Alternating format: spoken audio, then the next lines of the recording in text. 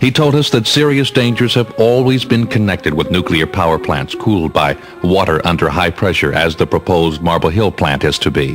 When the Atomic Energy Commission was first established, it had the responsibility of not only regulating nuclear power, but promoting nuclear power. The early development of the commercial power reactors was a direct responsibility of the Commission. They provided a lot of the research money and a lot of the early development of nuclear reactors.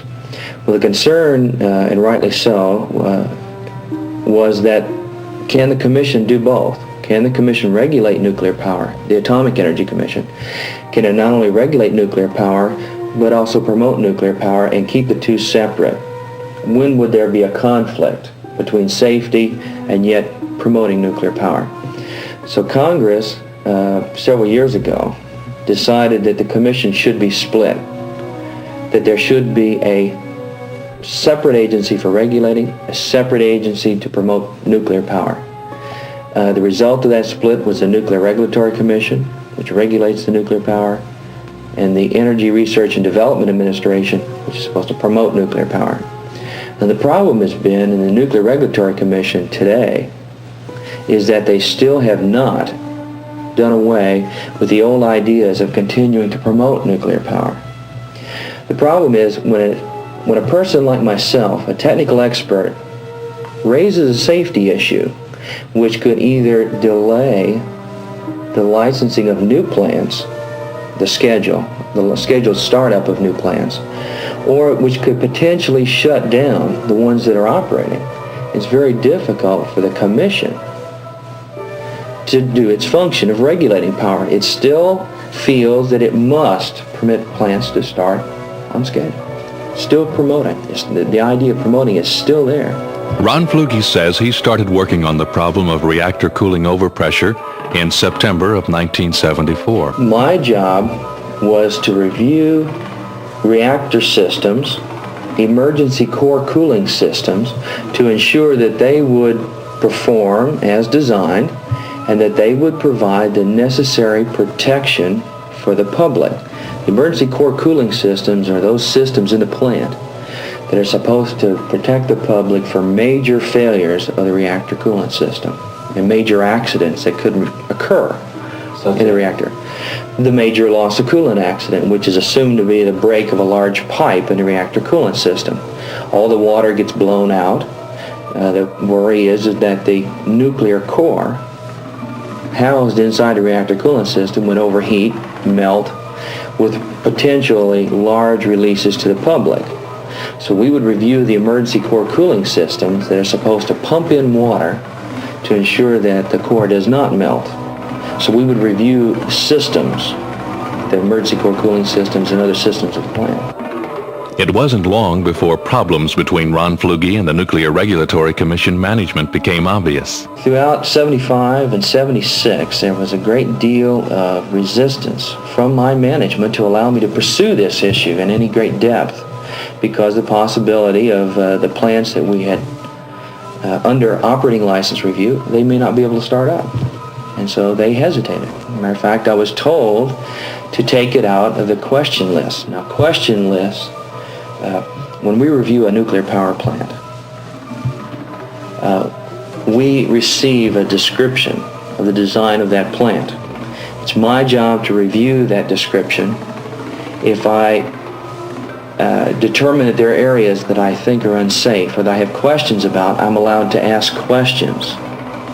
The applicant then responds to those questions by either telling us that, giving us more information on something we didn't understand, or correcting a design deficiency.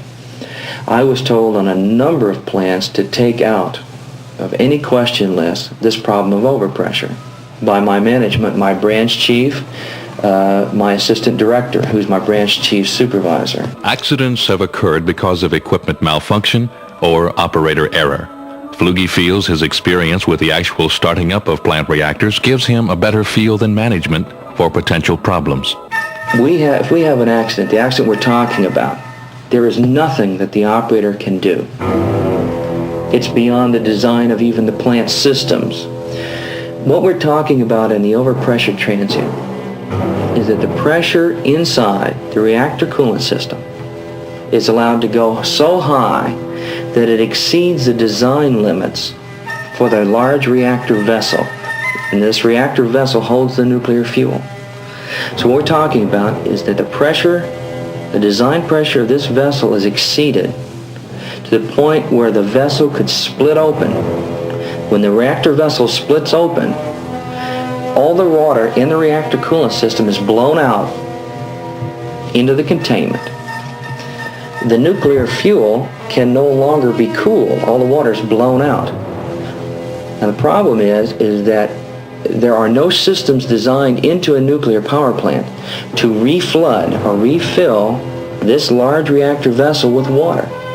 They were never designed for it. So this nuclear fuel can no longer be kept cool. It will overheat, and can overheat to the point where the nuclear fuel itself can melt. When it melts, it will melt through the bottom of the reactor vessel, whatever is left of it. Within a day or so, it will melt through the bottom of the reactor containment. Once it melts through the reactor containment, it would get into the water supplies. It could leak out into the atmosphere, and we could be talking about major releases to the public. Now, there's also the possibility that when this molten fuel falls into this large pool of water that's been blown out into the bottom, that you could have steam explosions to the point where the reactor containment itself could be broken. So you'd have immediate releases to the public, and large releases.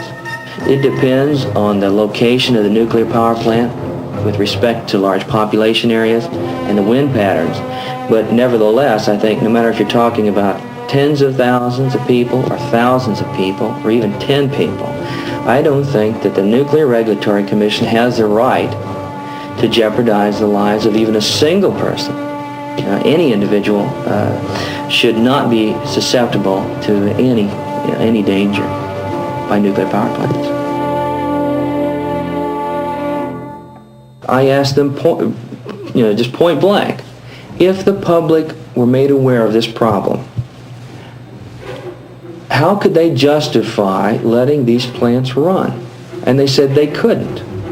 The best thing they could do was just to plod along and not do anything, because they knew, and they told me so, we'll never shut down these plants. Who know that we cannot shut down nuclear power plants. The commission just won't do it. But my concern is, how many more incidents do we have to have within the next year to 2 years to get the commission to really do something positive? The commission only learns by accident. And what I mean is, it takes an accident for them to learn and to really do something. There have been, since 1969, 29 incidents in pressurized water reactors where the reactor coolant system pressure was allowed to go beyond the safety limits.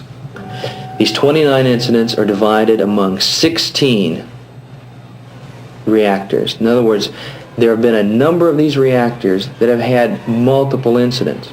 And I think the worst plant is the Indian Point Unit Number 2 facility. If anybody, any prudent regulator at the Nuclear Regulatory Commission review the operating experience of that plant, the Indian Point 2, Unit Number 2, they would shut it down. Indian Point Unit Number 2 has had 8 of those 29 incidents. And they have had some of the most severe incidents. They've had an incident at Indian Point Unit Number 3 that went to 2,250 pounds. That's almost 5 times higher than the limit established by the commission. Fortunately, we have not had a vessel split yet, but materials like steel don't behave rationally. The next incident could blow one of these vessels wide open. Just because you've had 29 doesn't mean that the 30th incident will be okay. Ron Flugie says he was one of 20 engineers having problems with the Nuclear Regulatory Commission management. Now there are only 19 of them. Ron Flugie is taking a job in cancer research. I think we need to delay right now the licensing and the construction of nuclear power plants for some short period of time till the members of the scientific community, the management, the technical experts within the Nuclear Regulatory Commission, private individuals like the Union Concerned Scientists, have had a chance to really sit down and evaluate nuclear power. I think that the public, that Congress and the President should be made aware of the risks. And then if the public is willing to accept that risk, fine, in light of the economic situation. But at least let the public know what's happening. Right now, the Nuclear Regulatory Commission is hiding things from the public, is not giving the public the real facts on nuclear power. Once the public knows the facts, if they're willing to accept the risks, fine. But at least the public knows what's happening. They know what the real risks are.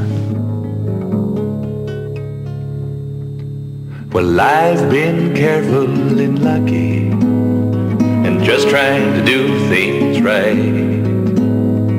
When I die, I'll just be resting and I'm gonna sleep tight. But my soul won't close its eyes. No, the soul don't close its eyes. I'm living with the changes of the season, and I'm learning the reasons for time. Yet I feel I'm in a cold, dark cellar, and to light it's a long, hard climb. But my soul won't close its eyes. No, the soul don't close its eyes. I'm threading my dreams with a needle and holding things together with a pen, seeking freedom and understanding from the light I can see from within. The United States isn't the only place where people are debating the pros and cons of nuclear power plants. A controversy such as this one has erupted in many places around the globe. In Whas, West Germany, thousands of citizens occupied a nuclear power plant site. Due to public pressure and protest, the government of New Zealand has permanently halted its nuclear program. In Denmark, there's a 10-year moratorium on nuclear power plant construction. On the other hand, Japan, Iran, Russia, and Switzerland are all going predominantly nuclear. Here in America, this past National Election Day, in states where the nuclear power issue came before the voters, they went for it 2-1. In a 75 Harris poll, 63% of the general public favored nuclear power, 19% were against, 18% were undecided. And the incoming Carter administration has stated nuclear power will take a backseat to other sources of energy. There are numerous issues involved in the controversy over nuclear power that obviously have not been discussed in this program. I could start a list.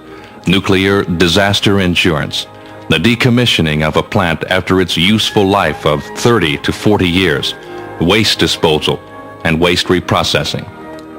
Reflective of this controversy is the road construction equipment mentioned in the beginning of this program. It is there to pave the way to the plant if it is to be built on Marble Hill. That construction equipment, like this program, has only scratched the surface of Marble Hill, Indiana.